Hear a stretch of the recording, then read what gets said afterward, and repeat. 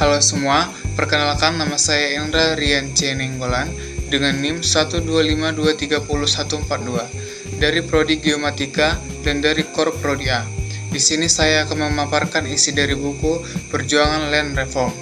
Konflik agraria adalah isu struktural yang akar masalahnya adalah ketidakadilan dalam penguasaan tanah. Jember adalah wilayah perkebunan penting yang sejak masa kolonial telah menjadi pusat ketegangan antara petani, penggarap dengan tuan tanah atau perusahaan perkebunan. Memahami konsep land reform yang lebih luas, land reform bukan sekedar isu ekonomi tentang peningkatan produksi, tetapi merupakan transformasi total yang mencakup aspek sosial, politik, budaya, dan kelembagaan masyarakat. Land reform bertujuan untuk perbaikan ekonomi masyarakat melalui sektor agraria dan pembebasan masyarakat dari dominasi struktural atau ekonomi dan politik. Pelaksanaan land reform merupakan kebijakan politik yang kuat dan berorientasi pada redistribusi kekuasaan, bukan hanya tanah, serta wajib mendorong partisipasi masyarakat dari bawah atau petani.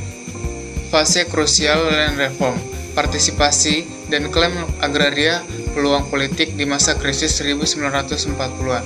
Selama kependudukan Jepang dan krisis ekonomi, banyak tanah perkebunan yang terbengkalai.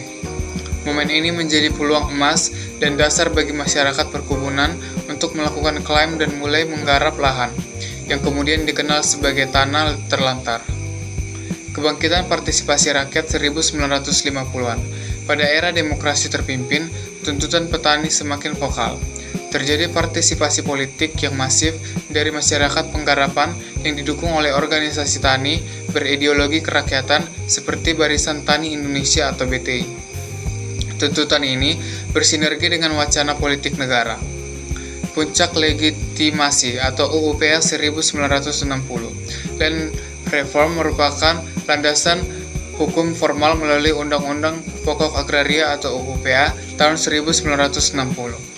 Di beberapa wilayah Jember, seperti kasus di Ledok Ombo, land reform secara formal pernah sukses dalam redistribusi tanah. Degradasi politik agraria, namun secara umum upaya land reform di Jember mengalami disorientasi dan degradasi politik. Ada kesulitan politis dalam mengeksekusi redistribusi secara menyeluruh, karena kuatnya resistensi dari pemilik modal dan kepentingan politik lokal. Gagalnya land reform dan kekerasan pasca 1965, peristiwa politik tahun 1965 atau 1966, menjadi pukulan telak bagi land reform.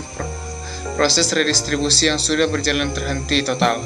Referensi kekuasaan, tanah yang telah diredistribusi kepada petani, bahkan yang sudah bersertifikat, banyak yang diambil kembali oleh militer dan negara.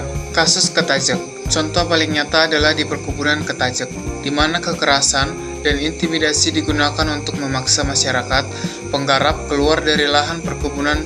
Proses kelam balik reversi ini menandai kekalahan politik bagi gerakan petani. Hilangnya orientasi setelah 1965. Kebijakan agraria bergeser sepenuhnya dari redistribusi menuju peningkatan produksi atau orientasi ekonomi, meninggalkan aspek keadilan struktural.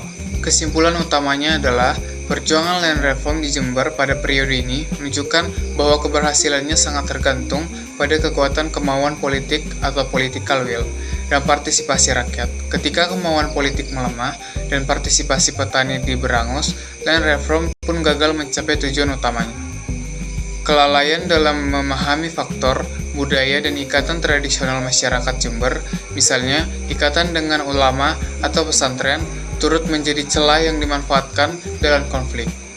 Kegagalan land reform di Jember menyisihkan warisan berupa ketimpangan struktural dan menjadi akar dari konflik agraria yang terus terjadi hingga saat ini. Sumber bacaan utamanya adalah dari buku yang berjudul Perjuangan Land Reform, Masyarakat, Perkebunan, Partisipasi Politik, Klaim, dan Konflik Agraria di Jember. Penulis Tri Chandra Aprianto, penerbit STPN Press 2016. Sekian dari saya, terima kasih.